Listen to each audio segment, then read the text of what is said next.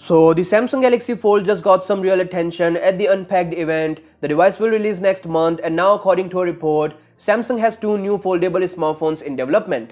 It's something that we already know, as the company has made it clear in the past that they want to deliver the best foldable smartphone experience without any gimmicky approach, and it's obvious to see a complete new series based on this folding technology. Bloomberg reports that Samsung will release a vertical folding smartphone later this year or early next year. They're still working on the design of this smartphone, and it might have an extra screen outside. It's all dependent on Galaxy Fold users, whether or not they like the external display, and then Samsung will come to some conclusion. I do like the external display on a foldable smartphone, as it makes sure that you are getting the best mobile and tablet experience on the same phone. The second device they are working on is similar to Huawei Mate X, but it will be released after the vertical folding smartphone, so we don't have a solid date, and yeah, it will be thinner than the Galaxy Fold or maybe like the Mate X, but will have an ultrasonic in-display fingerprint scanner. Samsung already has a prototype ready of this particular phone, and for more info, it was among the designs shortlisted for the Galaxy Fold.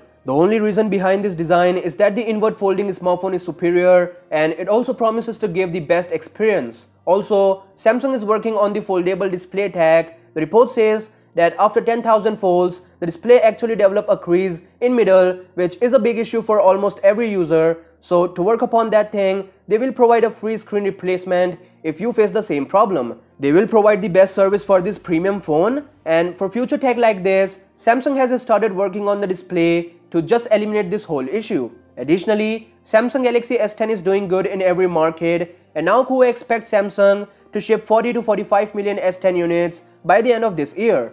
Impressive. That said, for daily updates like this, you know what to do. Peace out.